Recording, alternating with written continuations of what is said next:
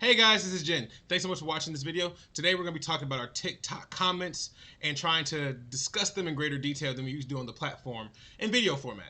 If you guys think it's interesting, please make sure to follow that TikTok. Leave some comments there. We would be doing this series every week. There'll be a new video for this series every Sunday. So make sure you guys go comment there and let us know what you think. Give us some of your opinions and you might end up in a video.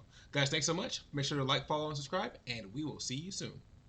When he said, and I quote, Triple H type take there, in pertaining to us saying that you should just enjoy the product for what it is and not try to be too defensive about what's going on online.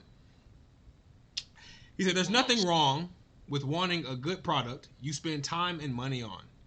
We should encourage valid criticism to all businesses. The whole just watch and enjoy narrative is so lazy. Although he handles criticism, in my opinion, rather well, I think that other people believe that he just wants people to watch the show without actually having an opinion, even though I disagree. That's not what his standpoint is coming from. I believe that Triple H is just tired of people being disrespectful and not really knowing what they want. Like, he gives them everything they want. He gave them the women's mid-card championships. He gave them new tag team championships.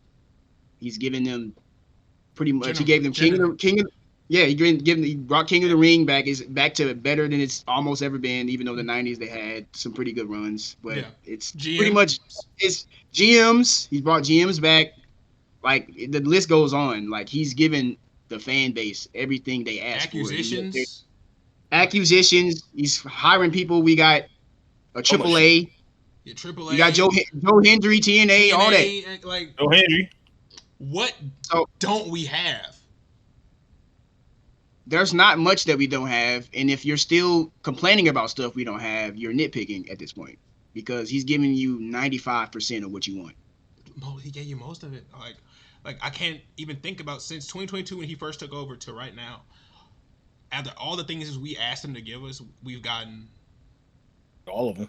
All of it, like everything, we've all gotten it. I don't know what we're missing out on there. So he also said that it's lazy to just watch and enjoy, to say that, you know. I don't think. Yeah, go ahead. I'm sorry. The thing is, I don't believe that it's lazy to say watch and enjoy, because I think the problem with fans is they're too overly critical. Like, they don't actually dislike the product.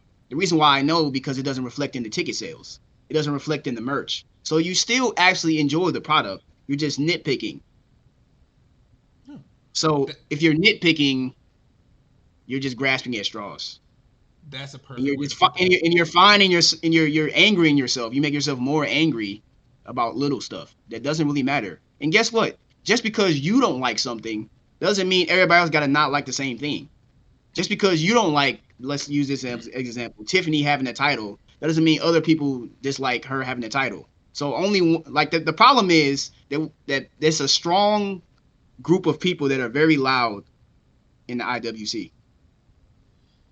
And because they are so loud, it makes it seem like they're the majority, even though they're not. The majority just watch the show and enjoy.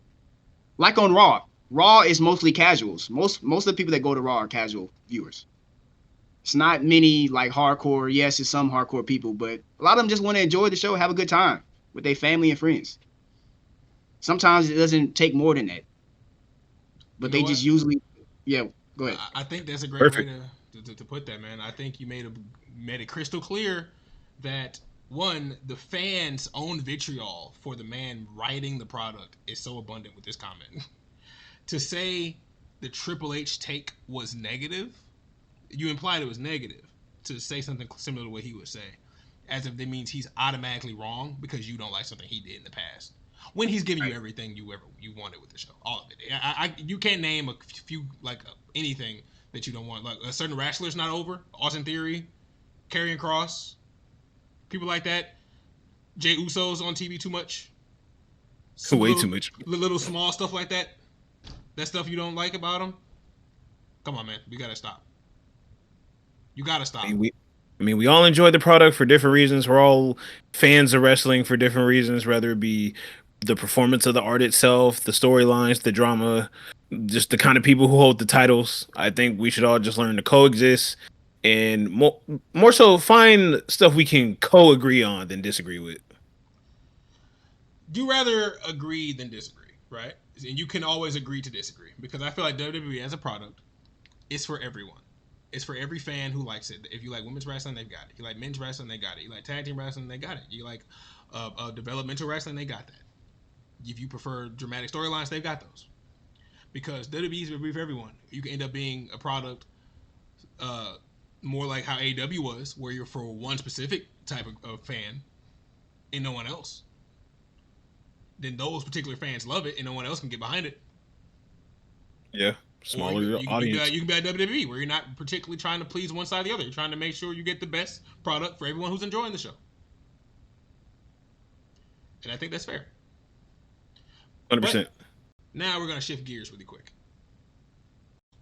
So we're going to shift gears again to this comment we got here pertaining to baby faces, where we covered Jey Uso's situation. And this person says here, makes sense to me. A lot of straight-laced babyface champions are usually hated by the adult fans, but are loved by kids. Same thing happened to John Cena. We chimed in.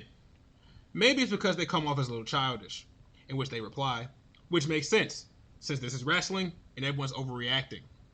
It's part of the brand, but it's just that some acting clicks to some fans more than others.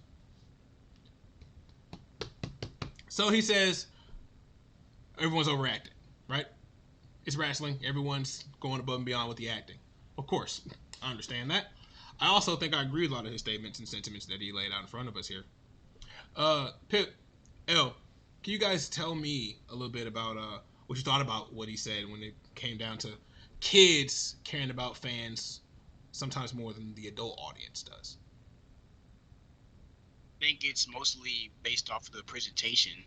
I think that adults kind of check out when the character is one-dimensional. Mm-hmm. We can use like 2015 Roman Reigns, for example. A lot of people dislike Roman Reigns a lot. Like, he got booed to the fact that, like, any little thing he did, he get booed. Yeah, whenever he threw a punch, he got booed. Yeah. Whenever he came through the crowd, he got booed. They had to start sending him through the ramp because the crowd wasn't behind him anymore. Yeah, I'm gonna use. They were never behind him. No. Yeah, I'm gonna use that one meme. I'm gonna tell my kids this was Dominic Mysterio. Oh yeah, yeah. but like, go ahead, El. Go ahead, El. Yeah. But yeah, I don't like Roman. He was awful in 2015. He didn't have any layers to his character. His promo skills left a lot to be desired. His matches felt samey. He didn't really know how to tell a story within the ring. And like any storyline he was involved in, he always got demolished in promo battles. He did. And it just made him look like a corporate pawn because obviously Vince at the time was running the company and he wanted to push Roman as the guy, but he obviously wasn't ready. So a lot of people checked out. Yeah, a lot of people checked out, and to salvage some of that, they leaned more into the kid friendly aspect to try to get him to appeal to kids more, so they can sell merch and stuff like that. Yeah. It's a very abundant tactic that we saw with 2015 Roman, from Nickelodeon to the commercials.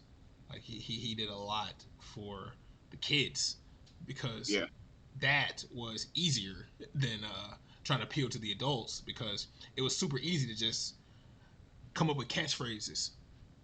This is my yard. I'm the big dog. I will. Believe that. Succotash. Come on, bro. Shut up. That was not a catchphrase. But I'm not a bad guy. I'm not a good guy. I'm just the guy. Like, things that he could say easily because he can't really say much at all. And adults saw through all that stuff. Wreck everyone and leave. That's actually new. Yeah. That was still kind of bad. Yeah, it was still pretty bad. It was still pretty bad. Mm, See, so eh. I think with Jay now, are you guys starting to notice a little bit of that too? Oh yeah, definitely. Jay, like he always, never once, always comes out from the crowd, from the audience. He's always eating with a kid. You mean He abducting a child? I, that's a crime, but it's not like he lives in the building.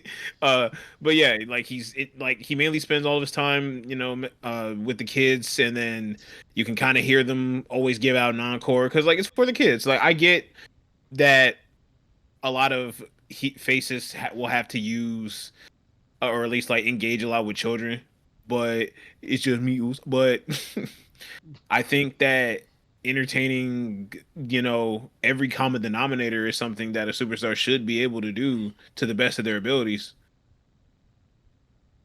Do you disagree with that? Oh,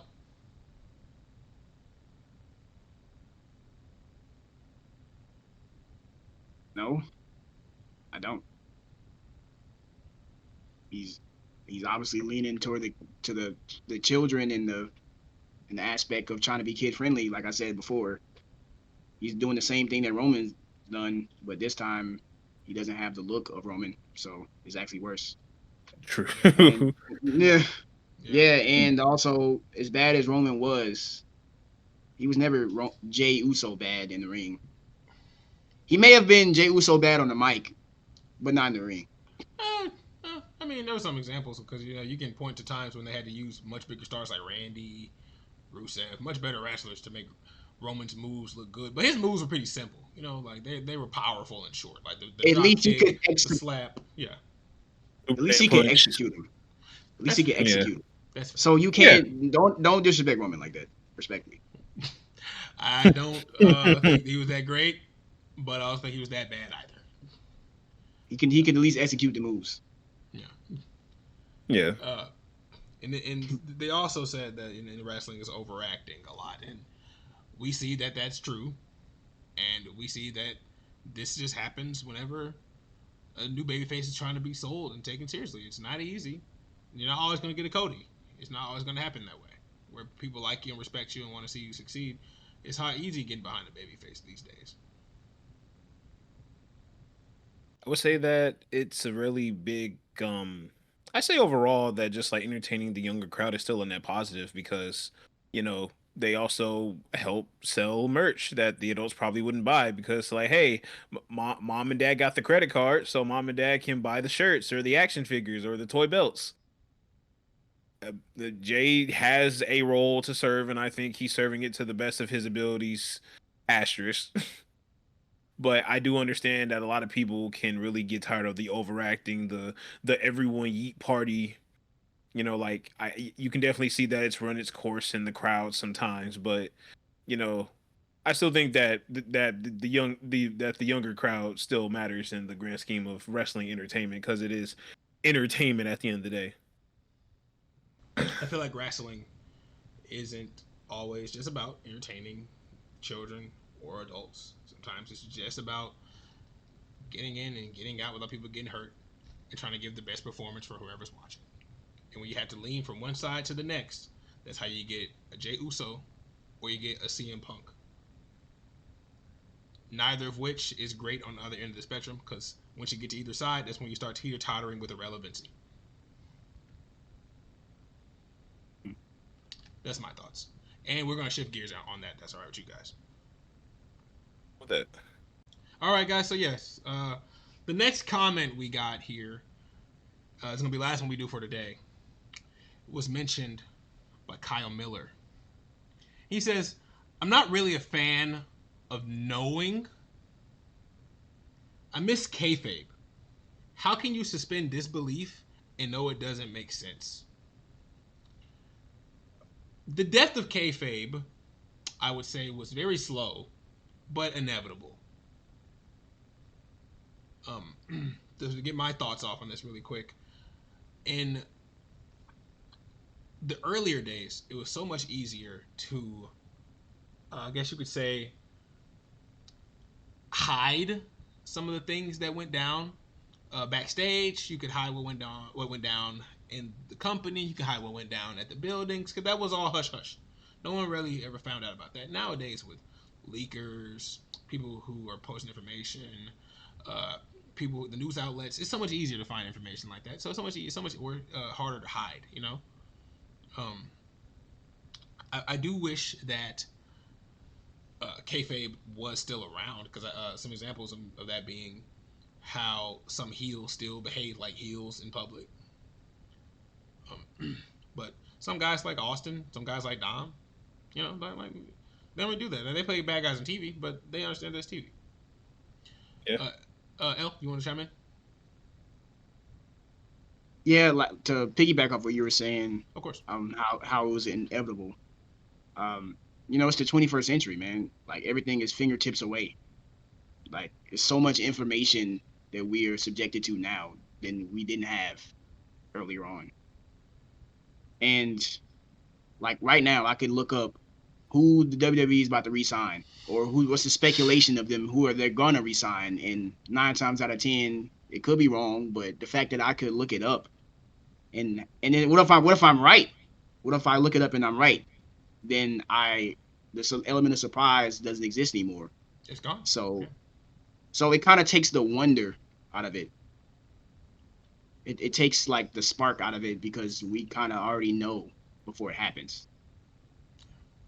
And Yeah. moments are lessened now, They right? Because are. we already knew that CM Punk was gonna come back.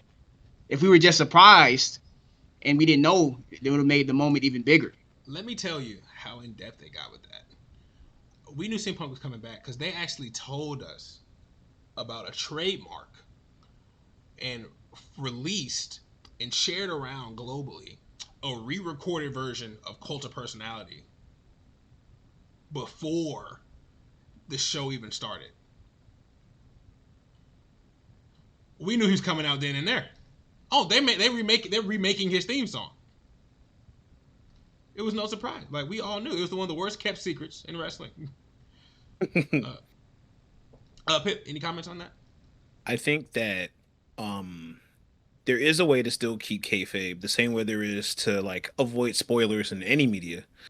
I gotta give like wrestling its credit for how long they were able to keep kayfabe going before everything just kind of was open ended. But usually, when it comes to entertainment like this, the biggest rule you have to follow is that if you're interested, do everything you can to not be information hungry. You can't bring yourself to be like, oh, like I gotta know all this information. Like, ooh, I gotta learn more about like some of the behind the scenes stuff. I mean, that stuff is fun. I get it. And also for like the discussions, you want to be a part of the community, the conversation. I was saying then we should be accepting of the death of kayfabe and keep it buried. We should. I will miss it dearly, but we are no longer in that age. And It was guys, fun while it lasted. And guys, with that, we will end this video. So thank you guys so much for watching. If you enjoyed what we did here today, please make sure to go to our TikTok. Leave comments. We're dropping all the time. All the time. There's always new videos almost every day. If not every day, multiple times a day. So go check it out. And on YouTube. We're drawing these things on YouTube Shorts as well. We love to start getting comments here as well so we can start talking to some of our audience on YouTube a bit more.